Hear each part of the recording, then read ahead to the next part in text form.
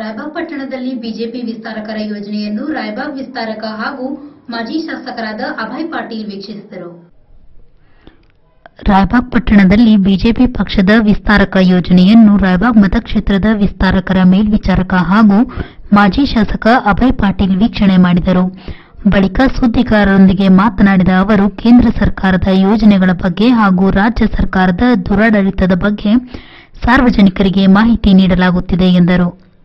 ಈ ಸಂದರ್ಭದಲ್ಲಿ ಜಿಲ್ಲಾ ಉಪಾಧ್ಯಕ್ಷ ಅಣ್ಣಾಸಾಬ್ ಖೇಮ್ಲಾಪುರೆ, ರಾಯಬಾಗ್ ಮಂಡಳದ ಅಧ್ಯಕ್ಷ ಸದಾನಂದ ಹಳಿಂಗ್ಳಿ, ರಾಯಬಾಗ್ ಮಂಡಳದ ಪಾಲಕ ಸದಾಶಿವ ಘೋರ್ಪಡೆ, ಅನಿಲ್ ಸಾನೆ ಸೇರಿದಂತೆ ಅನೇಕ ಬಿಜೆಪಿಯ ಕಾರ್ಯಕರ್ತರು ಉಪಸ್ಥಿತರಿದ್ದರು.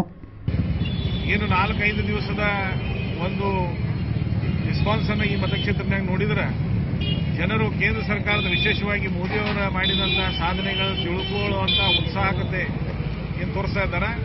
ಅದರ ಜೊತೆಗೆ ನಮ್ಮ ಸ್ಥಳೀಯ ಶಾಸಕರು ಮಾಡಿದಂತಹ ಅಭಿವೃದ್ಧಿ ಕೆಲಸಗಳನ್ನು ಅವರು ಗಮನಕ್ಕೆ ತರುವಂತದ್ದು ಮಾಡ್ತಾ ಇದ್ದೇವೆ. ಈ ಮುಂದಿನ ದಿನಗಳಲ್ಲಿ SC/ST ಕಾಲನಿಗಳು ಈಗಾಗಲೇ ನಾವು ಪ್ರತಿಯೊಂದು SC/ST ಕಾಲನಿಗಳನ್ನು ವಿಸಿಟ್ ಮಾಡ್ತಾ ಇದ್ದಾರೆ ನಮ್ಮ ಕಾರ್ಯಕರ್ತರು.